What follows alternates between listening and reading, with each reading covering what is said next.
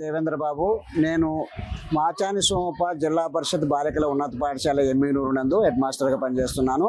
మా పాఠశాలలో ప్రస్తుతము 3500 వరకు బాలికలు చదువుతున్నారు.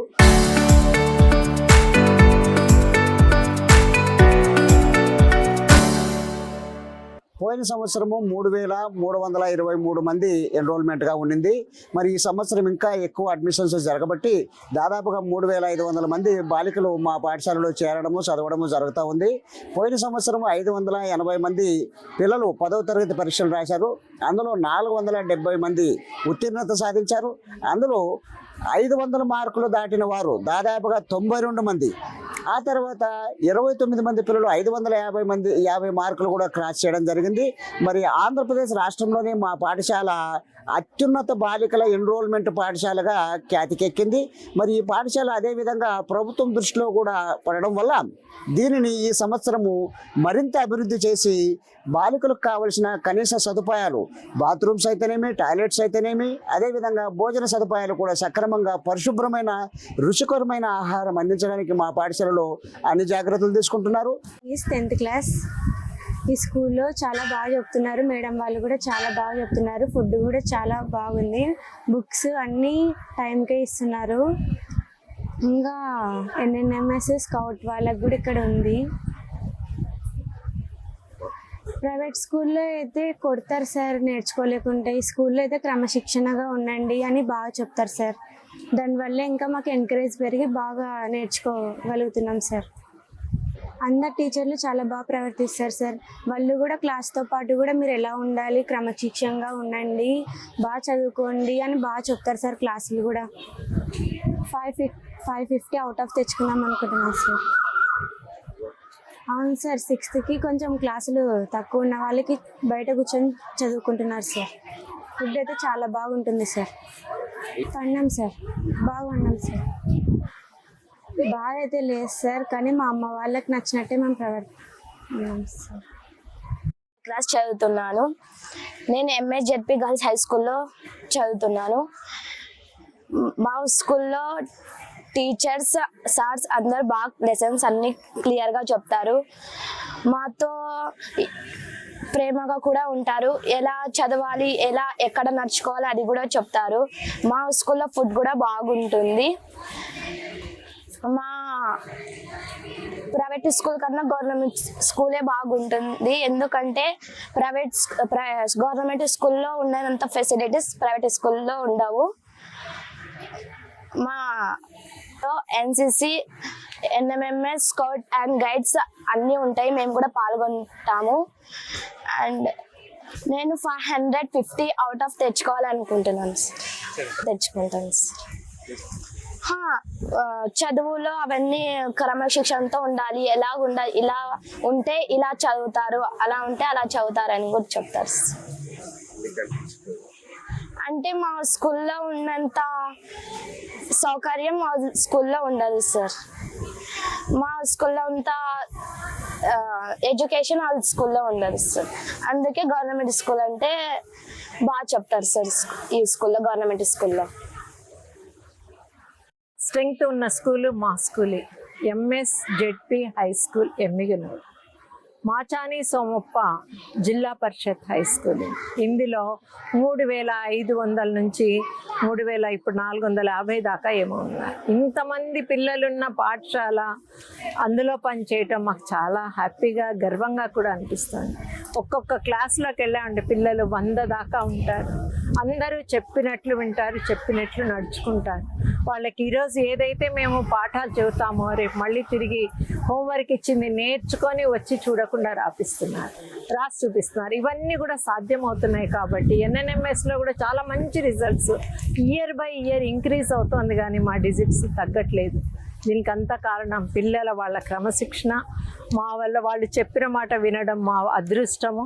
ఇవి రెండు తోడ్పడి మేము ఇన్ని రిజల్ట్స్ తీసుకురావడానికి ఆంధ్రప్రదేశ్లో హైయెస్ట్ నంబర్ ఉన్నా కూడా దీనికోసం పాటుపడడంలో మేము ఎక్కడా తగ్గడం లేదయ్యా. మాకు ఇది సాధ్యం అవడానికి కారణం పిల్లల సహకారము, వాళ్ళ పేరెంట్స్ది, మా కోఆపరేషన్. సమాజంలో కూడా కొంచెం మమ్మల్ని ఆదుకుంటే మేము ఇంకా మంచి రిజల్ట్స్ తీసుకురాగలనని హామీ ఇస్తున్నాము.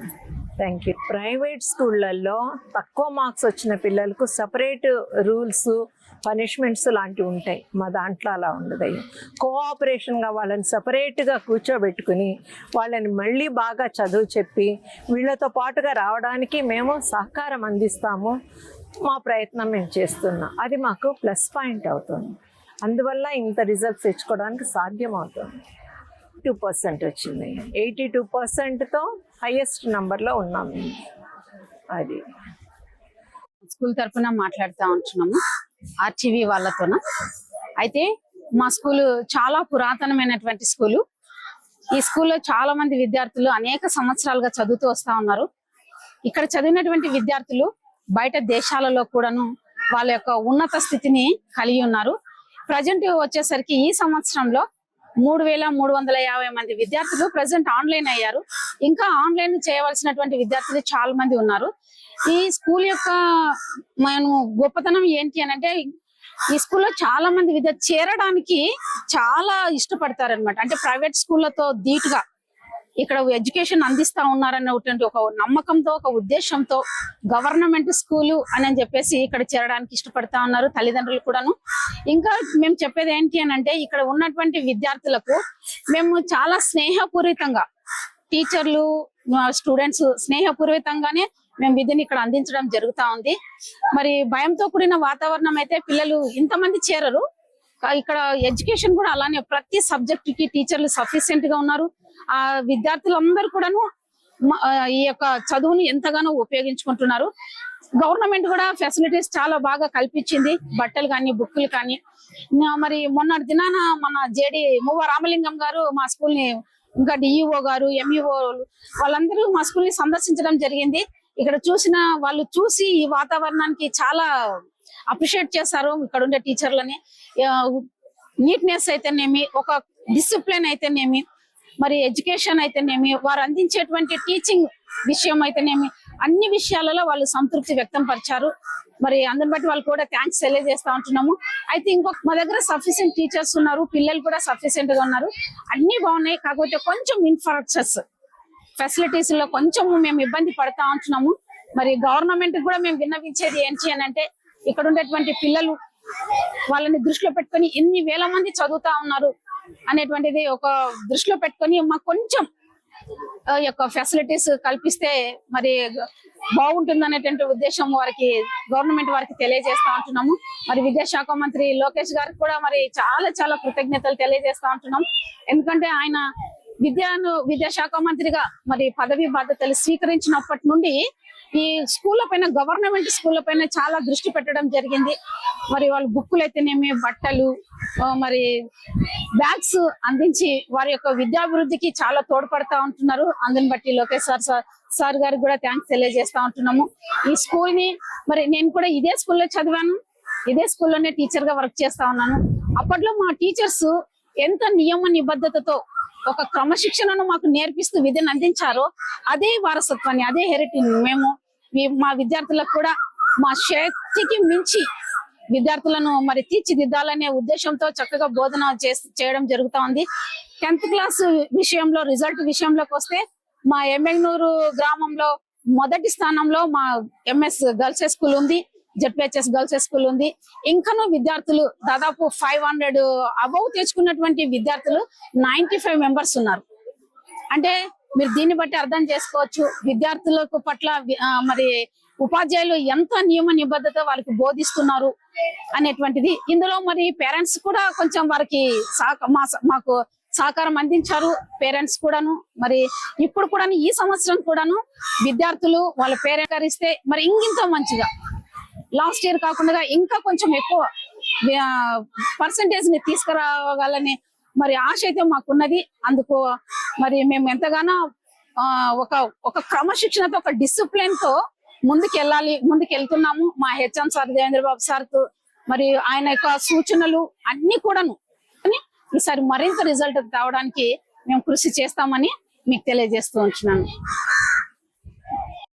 ఈరోజు మనం 2 సంవత్సరాలు పూర్తయిన తర్వాత 25వ నెల పెన్షన్ కోవూరు కాన్స్టిట్యున్సీలోని ఇసుకపాలెం పంచాయతీలోని పోల్నాడు చెరువు హ్యామ్లెట్ లో ఇక్కడ ఇవ్వడం జరిగింది. ఇప్పటికీ ఇది మనం 25వ నెల పెన్షన్ 1వ తేదీ ఇస్తున్నాం. మన ప్రభుత్వం అధికారంలోకి వచ్చిన తర్వాత, చంద్రబాబు నాయుడు గారు ముఖ్యమంత్రి అయిన తర్వాత ఒకవైపు సంక్షేమము, మరోవైపు అభివృద్ధి రెండు సమపాలనలో తీసుకొస్తూ ఇది పేదల సేవలో అనే కార్యక్రమంతో ఈ పెన్షన్ పంపిణీ ప్రతి నెల 1వ తేదీ మనం ఇలా ఎమ్మెల్యేగా నేరుగా నేను వచ్చి ఇప్పటి వరకు ఈ 25 నెలల్లో నేనేమన్నా ఒక నెల 2 నెలలు ఉండనేమో, మిగతా ప్రతి నెలలో కూడా ప్రతి గ్రామంలో వచ్చి వీళ్ళకి పెన్షన్లు ఇవ్వడం, వాళ్ళ ఇక్కడికి వచ్చినప్పుడు వాళ్ళకి ఉన్న బాధలు అంటే ఊర్లో గ్రామ సమస్యలు గాని ఏమన్నా ఉంటే ప్రజలు విన్నవించుకునే అవకాశం కల్పించిన మమ్మల్ని ప్రజల వద్దకు పంపించి పేదల సేవలో ఎప్పుడూ ఉండాలి అని మాకు చెప్పి వాళ్ళ దగ్గరికి పంపించి వాళ్ళ సమస్యలు తెలుసుకోమని చెప్పి చేస్తున్న మన ముఖ్యమంత్రి చంద్రబాబు నాయుడు గారికి ముందుగా ప్రజలందరి తరఫున ధన్యవాదాలు తెలుసుకోవాలి. ఇలాంటి ఒక మహత్తర కార్యక్రమం ఆయన తలపెట్టినందుకు 25 నెలల్లో ఎవ్వరు గాని 25 గ్రామాలు తప్పకుండా తిరగాల్సిందే, ఆ ప్రజల సమస్యలు తెలుసుకోవాల్సిందే, తెలుసుకున్న తర్వాత ప్రజల సమస్యలు తీర్చాల్సిందే అని చెప్పిన ఒకే ఒక ముఖ్యమంత్రి చంద్రబాబు నాయుడు గారు.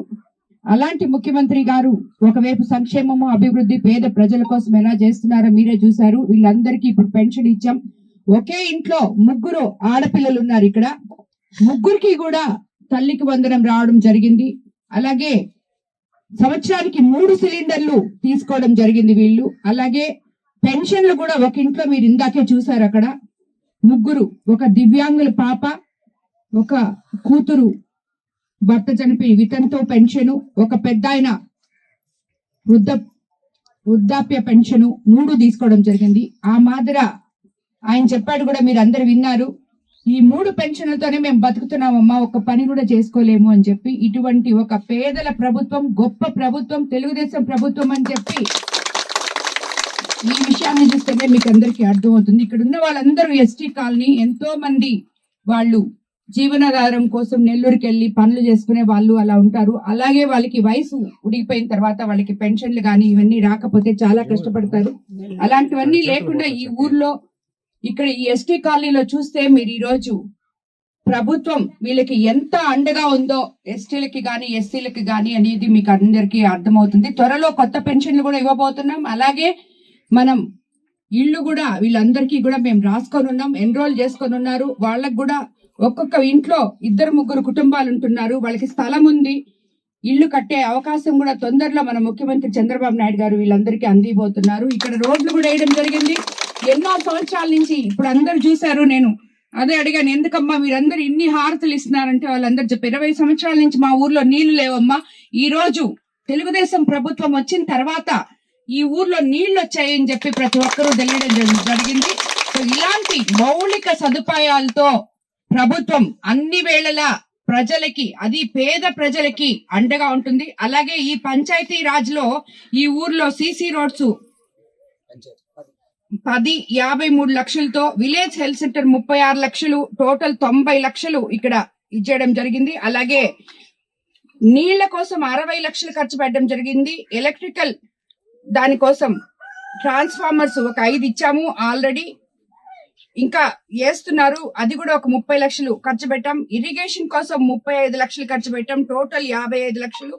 అలాగే ఇవన్నీ ఒక ఎత్తు అయితే, మనకి అనారోగ్యంతో బాధపడే ప్రజలకి అండగా ఉండే ప్రభుత్వం మన ప్రభుత్వం అని చెప్పి ఎన్నోసార్లు మన ముఖ్యమంత్రి చంద్రబాబు నాయుడు గారు నిరూపించుకున్నారు. ఈ ఊర్లో 10 లక్షలు రూపాయలు 10 మంది దాకా చెక్కులు కూడా ఇవ్వడం జరిగింది CMRF లో.